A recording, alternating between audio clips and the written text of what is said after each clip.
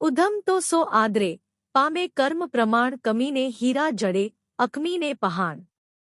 અશ્વિન મહેતાની પોઝિટિવ વિચાર શ્રેણીના આ સુંદર સુવિચાર માનવજીવનમાં પ્રયત્ન, ઉધમ, કર્મ અને ભાગ્ય વચ્ચેના સંબંધને સમજાવે છે।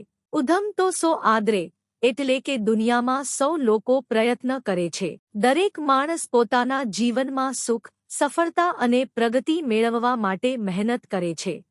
કોઈ વેપાર કરે છે, કોઈ નોકરી કરે છે, કોઈ વિદ્યાભ્યાસ કરે છે, બધા કોઈને કોઈ રીતે પ્રયત્નશીલ હોય છે। પરંતુ કરેલા ઉદ્યમનું ફળ તેમના કર્મ પ્રમાણે પામે છે। તેનો અર્થ એ છે કે દરેક માણસને તેના પૂર્વકર્મ અને ભાગ્યના પ્રમાણ મુજબ ફળ મળે છે। માત્ર મહેનત કરવાથી જ બધાને એકસરખું પરિણામ મળતું નથી। કેટલાક લોકોને ઓછા પ્રયત્ને વધારે ફળ મળે છે, જ્યારે કેટલાક લોકોને વધુ પ્રયત્ન છતાં ઓછું ફળ મળે છે। કમીને હીરા જડે, અકમીને પહાણ। અહીં કમી શબ્દનો અર્થ છે સારા કર્મવાળો અથવા ભાગ્યશાળી માણસ। એવો માણસ જ્યાં જાય ત્યાં તેને સારી તક, સારા પરિણામ અને લાભ મળે છે, જાણે તેને હીરા મળે છે। જ્યારે અકમી એટલે અભાગી અથવા નબળા કર્મવાળો માણસ।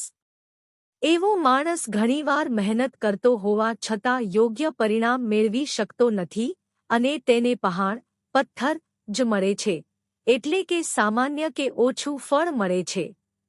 દુનિયામાં ઘણા લોકો મહેનત કરે છે, પરંતુ દરેકને મળતું પરિણામ તેના કર્મ અને ભાગ્ય પ્રમાણે હોય છે। સારા કર્મવાળાને સારા ફળ મળે છે, જ્યારે નબળા કર્મવાળાને ઓછું ફળ મળે છે।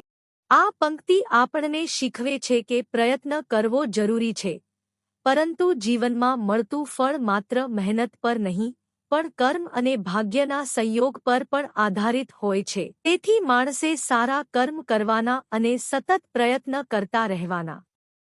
કમીને હીરા જડે, અકમીને પહાણ।